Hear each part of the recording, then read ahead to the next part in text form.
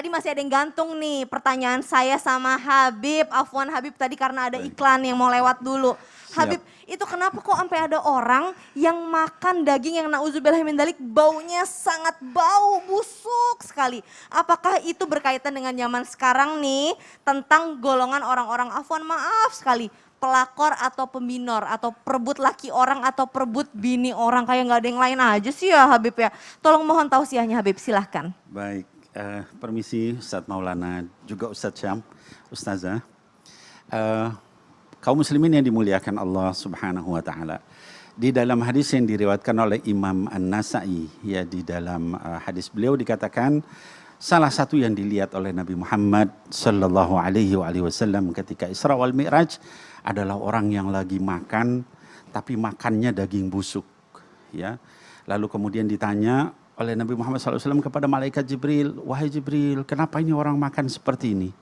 Lalu kata malaikat Jibril, mereka adalah umatmu yang berzina, ya, sehingga mereka diberikan yang baik tidak mau, yaitu dengan menikah baik-baik, tapi mereka malah melakukan hal yang dilarang, yang busuk, maka diberi makanan yang busuk.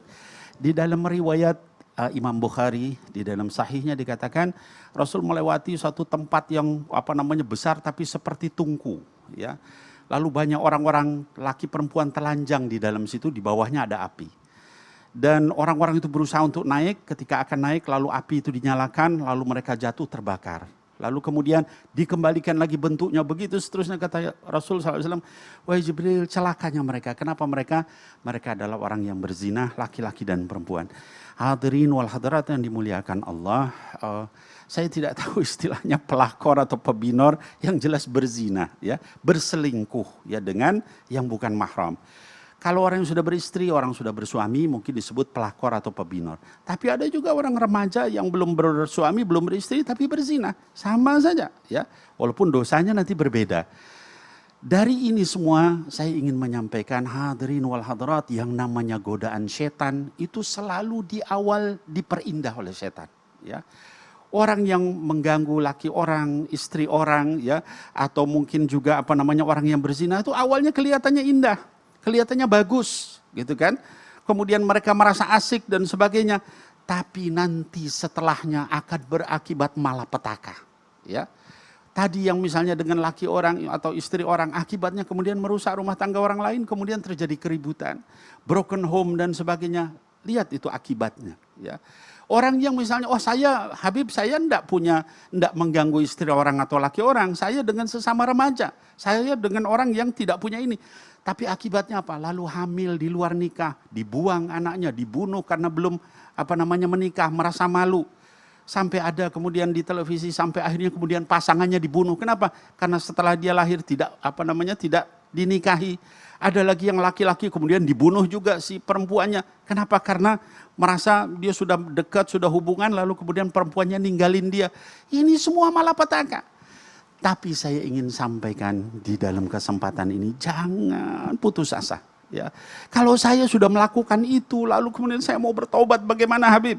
Di dalam hadis dikatakan ada seorang yang berzina pada masa Nabi Muhammad SAW. Lalu kemudian dia ngaku, lalu dia bilang sama Rasulullah, wahai Rasulullah, saya berzina, ya. Tidak diperintah, tidak disuruh, tidak apa-apa, ya. Maka sama Rasulullah diperintahkan untuk dirajam, ya.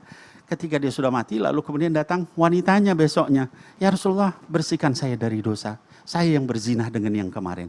Kata Rasul, apa kamu hamil? Ya wahai Rasulullah, kalau gitu teruskan sampai lahir, ya. 9 bulan kemudian dia datang bawa anak. Ini lihat ini, terdakwa ini kalau dia mau kabur ke luar negeri bisa, ya. Tapi karena dia takut sama Allah, 9 bulan dia kembali. Kemudian sama Rasul diperintahkan, kemudian disusui 2 tahun. Dia balik lagi membawa anak yang kemudian sudah memegang roti. Lalu kemudian rajam. Kata Rasul, seandainya taubat wanita ini dibagikan kepada satu kota, niscaya diampuni semua oleh Allah Subhanahu wa taala. Mudah-mudahan Allah menerima taubat kita. Amin, amin ya Allah, ya Robbal Alamin, ya Allah. Tadi ketika Habib memaparkan itu rasanya adem banget dan itu menjadi pengingat buat kita semua. Bahwa diri ini, badan ini, tubuh ini bukan punya kita. Tapi kita sifatnya hanya pinjam sama Allah dengan kontrak dari kita lahir sampai kita mati. Begitu Habib? Betul Jadi sekali, jangan Ustazah. pernah ngerasa bahwa ini kan badan gue, suka-suka gue dong, hidup gue. Hidup kamu bukan punya kamu, punya Allah, punya yang menciptakan kamu. Badan kamu pun juga bukan punya kamu, tapi punya yang menciptakan kamu. La haula wala quwata illa billahil aliyil azim. Betul sekali.